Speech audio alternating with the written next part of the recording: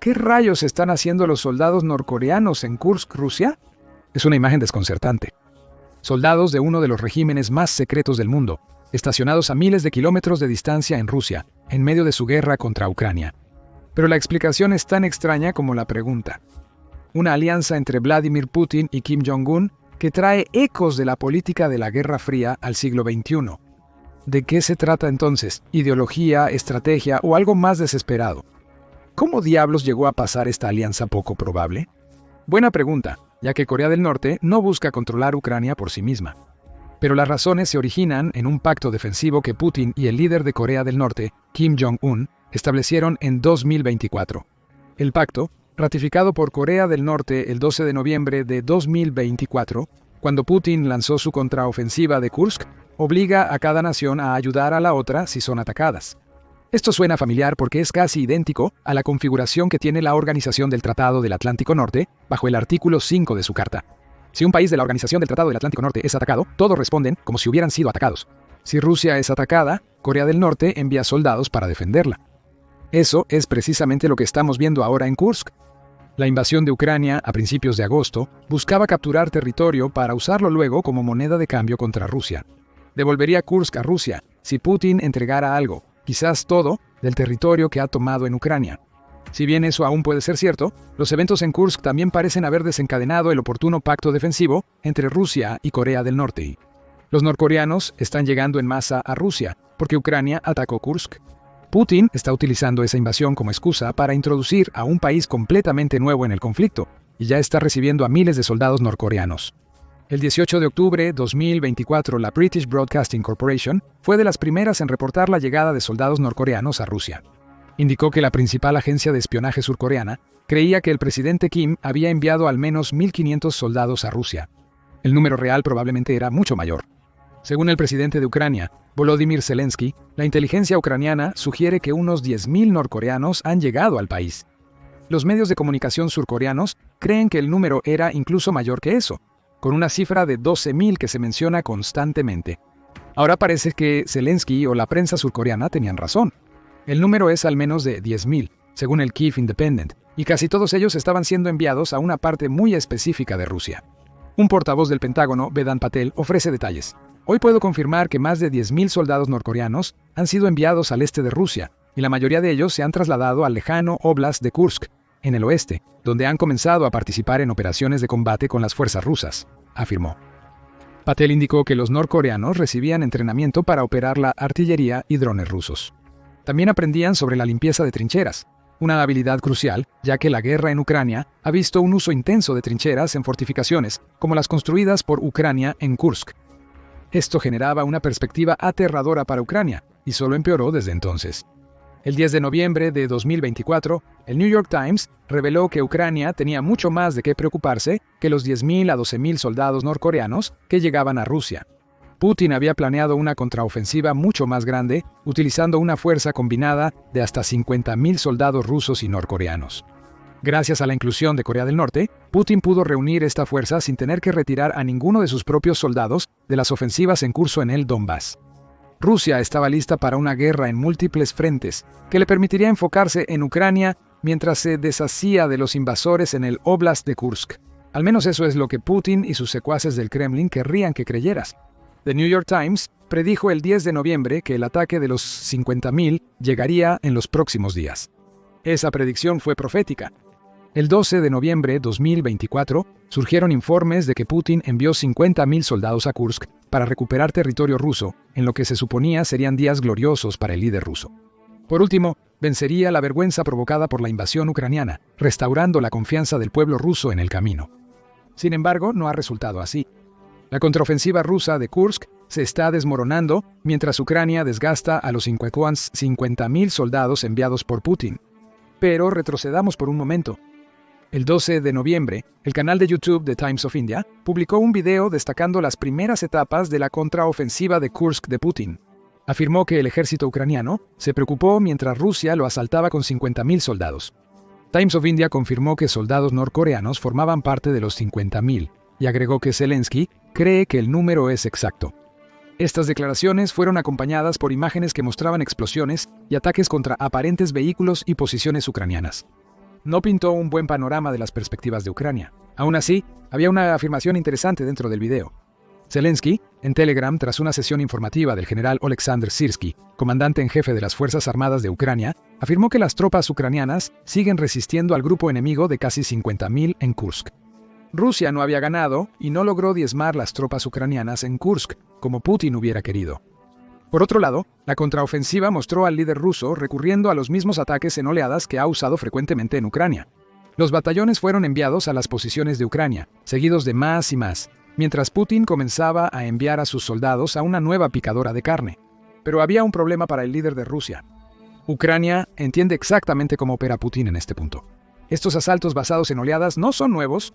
Ucrania vio que una quinta parte de los 50.000 eran norcoreanos, con menos de un mes de entrenamiento, o ninguno, en el uso de armas rusas. La contraofensiva sonaba mucho más impresionante en papel de lo que sería en realidad. Ucrania pronto se pondría en marcha para demostrar ese hecho. El ataque inicial de Rusia fracasó estrepitosamente. Las primeras señales de este colapso surgieron en la red social Reddit. El usuario Capable Law 784 compartió un artículo del Kyiv Post que afirmaba que el primer asalto a Kursk fue un día negro para Rusia. Un examen más detallado del artículo revela más detalles. El Kyiv Post afirma que Rusia comenzó una poderosa ofensiva el 12 de noviembre, enviando un batallón entero para atacar la 47ª Brigada Mecanizada Separada en Kursk. La oficial de prensa de la brigada, Anastasia Blishchik, dijo que las cosas fueron muy mal para Putin y su improvisada asamblea de soldados y vehículos blindados. Ayer fue un día desastroso para los ocupantes rusos, quienes intentaron asaltar en 5 a 6 oleadas, según Blishchik. Los rusos atacaron con vehículos paracaidistas e intentaron asaltar asentamientos ucranianos, informó la oficial de prensa, quien confirmó que Ucrania destruyó 10 unidades blindadas. Ucrania usó estratégicamente sus armas, incluyendo minas y drones de primera persona, para destruir un batallón ruso, eliminando al menos 3 transportadores blindados y causando estragos en el resto del equipo ruso. Los sistemas antitanques Tugna permitieron a Ucrania destruir los vehículos más grandes de la flota inicial de Rusia, y no solo la 47ª Brigada Mecanizada Separada participó en el combate. Según Blishchik, nuestras unidades cercanas destruyeron los demás vehículos blindados. También se liquidó a un grupo de invasores y los que sobrevivieron se dispersaron por los campos. El término liquidado es aterrador pero preciso.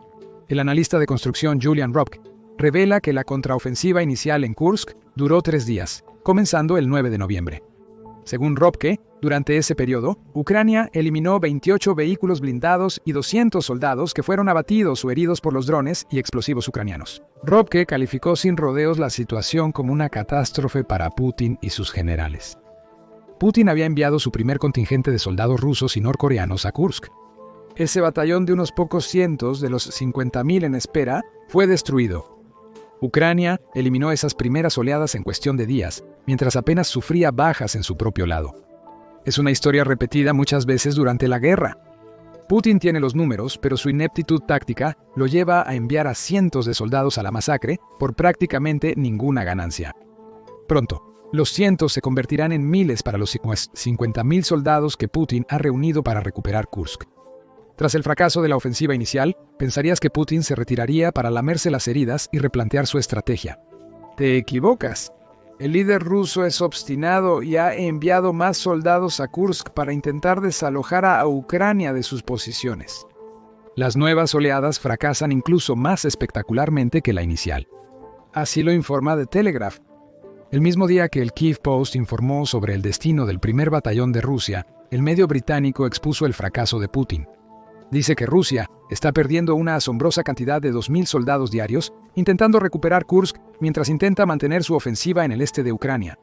Otra vez, hay indicios de que Putin no puede adaptar su estrategia a pesar de las grandes bajas. La cifra de 2.000 por día es aproximadamente el doble de las ya enormes 1.000 pérdidas por día que Rusia experimentó durante sus ofensivas de verano. The Telegraph reveló más detalles sobre el fracaso de Rusia en Kursk. Un video muestra una columna de vehículos blindados rusos, cada uno supuestamente transportando 30 soldados, explotando consecutivamente mientras intentaban atravesar un campo de minas ucraniano. Esos soldados nunca pudieron enfrentar directamente a las tropas ucranianas. Fueron diezmados en ruta, con cada vehículo forzado a seguir ciegamente al que explotó antes, sus conductores esperando no tener que navegar por las minas. Ninguno lo logró. También hubo actualizaciones sobre el recuento de bajas de Ucrania. Según el bloguero ucraniano Deep State, algunos de los primeros combates se libraron en el pueblo de Novoivanovka, a unas 10 millas de Sucha, el centro de control de Ucrania en Kursk. El pueblo ha presenciado constantes combates, todos a favor de Ucrania. Cerca de 2/3 de los vehículos blindados que Rusia envió al pueblo ya fueron destruidos, con 300 soldados muertos. A pesar de las evidencias, los blogueros militares rusos están intentando impulsar la narrativa de que la contraofensiva de Putin en Kursk es exitosa. En Telegram, el canal 2 Mayores afirmó que el equipo de Ucrania les fallaba. En Sucha, el ejército ucraniano está usando maquinaria de construcción capturada para moverse por caminos fangosos, ya que su equipo se atasca. A pesar de las numerosas bajas rusas y norcoreanas en Kursk, los portavoces de Putin continúan afirmando que el equipo proporcionado por la Organización del Tratado del Atlántico Norte a Ucrania es insuficiente. Las imágenes publicadas hasta ahora parecen revelar lo contrario. Todo esto nos lleva a hacer la pregunta obvia: ¿qué pasa después? Es importante señalar que la contraofensiva de Putin en Kursk aún se encuentra en sus etapas iniciales. Ucrania aún está en peligro, ya que la mayoría de los 50.000 soldados rusos y norcoreanos todavía esperan ser desplegados. Pero los primeros signos no son buenos para Rusia. Ahora está perdiendo 2.000 personas al día en Kursk y Donbass. Aunque digamos conservadoramente que Ucrania está eliminando a 500 de los 2.000 soldados en Kursk, es una clara señal de que el enfoque de Putin basado en la mano de obra no les será muy útil. Solo tomará 100 días para que Ucrania agote los 50.000 a nada si se mantiene la tasa de bajas rusas. Putin podría intensificar sus ataques con olas más grandes en los próximos días, lo que aceleraría el trabajo. Por su parte, Ucrania está logrando mantener la línea mientras inflige bajas horribles a los soldados rusos y norcoreanos, y podría hacer aún más si Zelensky tiene su manera. Según el Kiev Independent, el presidente de Ucrania cree que podría prácticamente demoler el esfuerzo combinado de Rusia y Corea del Norte si Occidente permite a Ucrania usar misiles de largo alcance como Storm Shadow y ATACMS dentro de Rusia. Con esos misiles, Ucrania podría atacar los campamentos donde se reúnen las tropas norcoreanas en Rusia, destruyéndolos hasta el punto en que el asalto de 50.000 hombres de Putin colapse antes de comenzar. Ese permiso aún no se ha otorgado, pese a las especulaciones en septiembre de que Estados Unidos y el Reino Unido consideraban permitir el uso de sus armas. Aún sin esas armas, Ucrania resistirá y absorberá cada soldado que Putin envíe. Si es tan efectivo luchando contra la contraofensiva de 50.000 hombres como en Kursk, probablemente superará los intentos de Rusia de recuperar su territorio. Desde agosto, según el comandante en jefe Oleksandr Syrski, Rusia ya ha visto a Ucrania matar a 7.905 de sus soldados, hiriendo a otros 12.220 y capturando a más de 700 solo en Kursk. Ahora que Putin envía tropas a Kursk, es probable que esos números aumenten, ya que Ucrania tiene grandes contingentes en los que concentrar su fuego. En cuanto a Putin, todavía se niega a confirmar si hay soldados norcoreanos entre los 50.000 que ha enviado a Kursk. Francamente, no necesita hacerlo. Hay suficiente evidencia en video que sugiere que están allí, con las afirmaciones del Pentágono que mencionamos anteriormente, siendo suficientes para confirmar que los norcoreanos están efectivamente luchando en el oblast ruso. Zelensky también ve de manera positiva la contraofensiva de Putin en Kursk. Después de recibir un informe de Oleksandr Syrski, Zelensky afirmó que sus tropas están conteniendo a 50.000 soldados del ejército ocupante que, debido a la operación de Kursk, no pueden ser desplegados en otras ofensivas rusas en territorio ucraniano. En otras palabras, que Putin esté tan enfocado en Kursk alivia parte de la presión que Ucrania enfrenta en Donetsk y el Donbass, tal como Ucrania lo planeó. Para Putin, sus fracasos iniciales en la contraofensiva de Kursk probablemente no cambiarán sus planes. Enviará a más de 50.000, sacrificando a rusos y norcoreanos por su propio orgullo.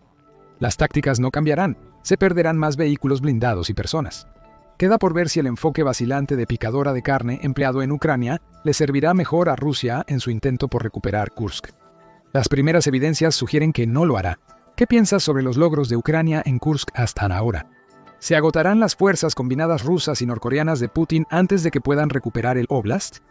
¿Podrían Estados Unidos y Reino Unido permitir que Ucrania use sus misiles de largo alcance para atacar preventivamente los campamentos de los 50.000? Comparte tus pensamientos en los comentarios y gracias, como siempre, por ver el video. Ahora revisa. China está harta de Rusia, retira tropas norcoreanas de Ucrania o ve este otro video